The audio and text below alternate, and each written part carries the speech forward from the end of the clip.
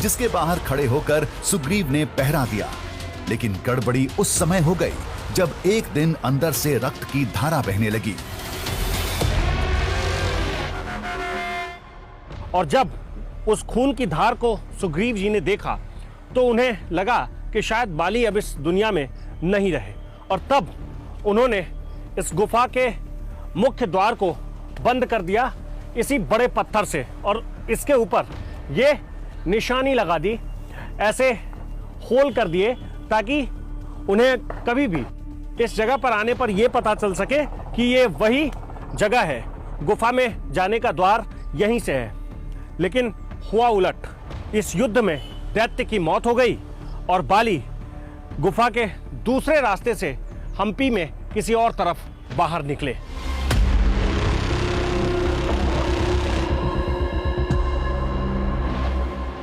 देखने से ही लग रहा था कि इस शिला को पत्थरों के बीच उठाकर लगाया गया है। आज भी अंदर जाने के लिए इधर से कोई रास्ता नहीं है। उसके लिए पूरे पर्वत को पार करके इसके ठीक पीछे जाना होगा, जहां से बाली बाहर निकले थे। हमने उधर का रुख कर लिया।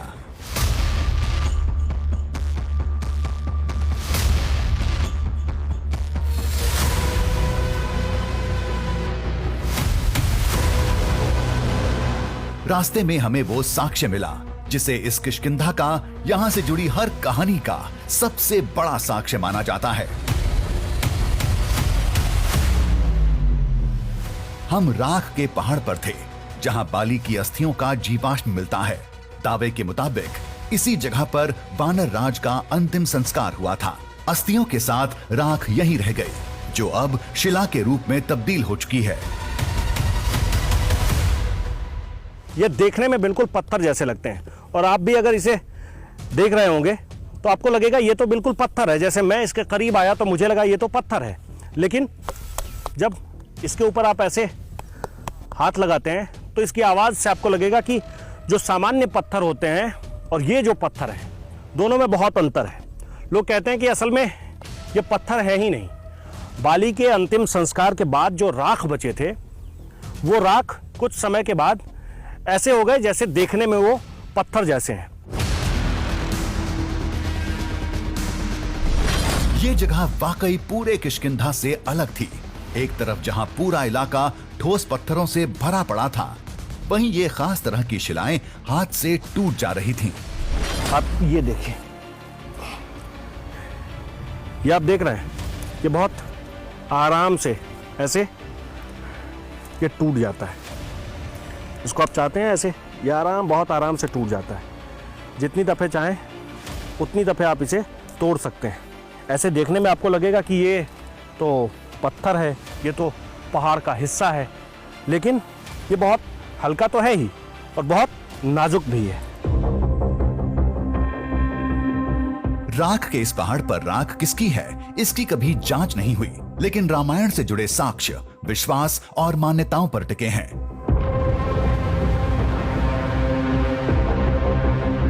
लेकिन उस गुफा को लेकर कोई स्पष्ट राय आज तक नहीं बनी। बस सुनी सुनाई कहानियां हैं जिसका कोई आधार नहीं है। आज जो भी होगा, जो भी दिखेगा, वो सब पहली बार होगा।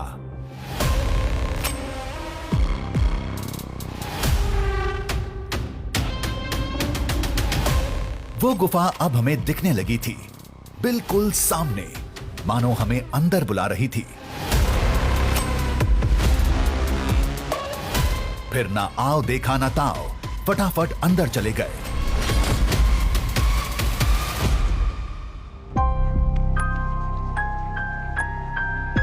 अंदर अजीब दुनिया से सामना हुआ। पत्थरों का संसार था, जो कहीं तंग था, कहीं पतले दर्रे थे, छोटे रास्ते थे।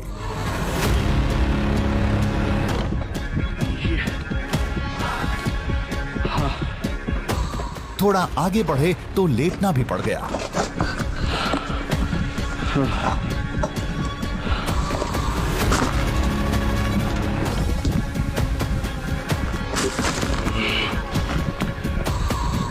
सामने सीढ़ी नुमा जगह देख हम हैरत में पड़ गए।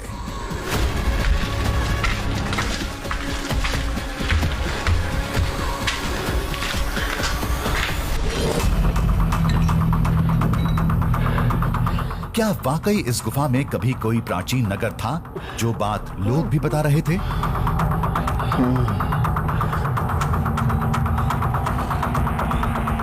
यहाँ एक एक कदम के बाद खुद ऐसा लग रहा है जैसे बहुत जोर की आवाज़ आ रही है, और वो आवाज़ कुछ और नहीं, मैं जो यहाँ चल रहा हूँ उसकी ही आवाज़ है।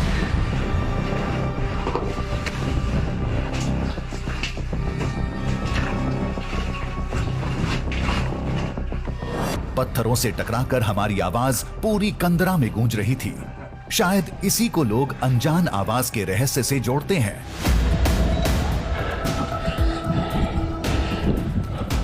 बहुत होशियारी के साथ आगे बढ़ रहे थे, तभी कुछ दिखा।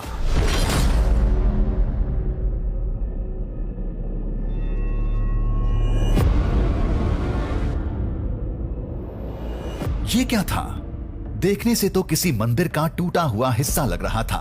क्या पहले यहां कोई मंदिर था?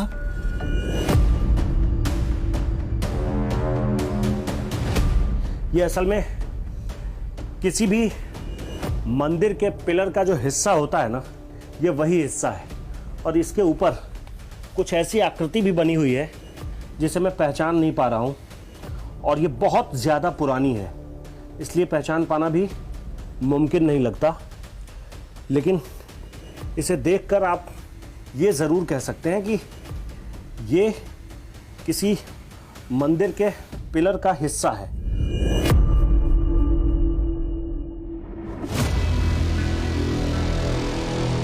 क्या लोग इसी मंदिर की बात कर रहे थे? तो इसका बाकी हिस्सा कहां है? या तो वक्त के साथ बदलाव की भेंट चढ़ गया होगा, या यहीं कहीं चट्टानों में दबा होगा। लेकिन गुमनाम कंदरा में मंदिर के अवशेष देख हम रोमांचित थे।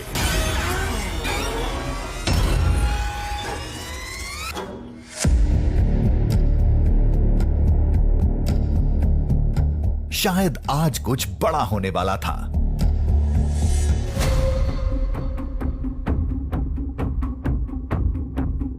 दावे के मुताबिक यही बाली गुफा की वो अनजान दुनिया थी जिसे आज तक किसी ने नहीं देखा, न कहीं पढ़ा। मान्यता है कि इन्हीं अंधेरों में राक्षस का वध करने के लिए बाली करीब 2 साल तक भटकते रहे।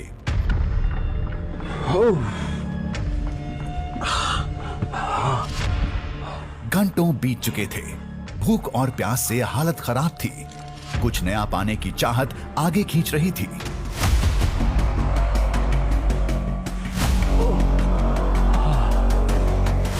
लोग रामायण काल के कुछ साक्ष्यों की बात कर रहे थे। निगाहें उन्हें ही तलाश रही थी।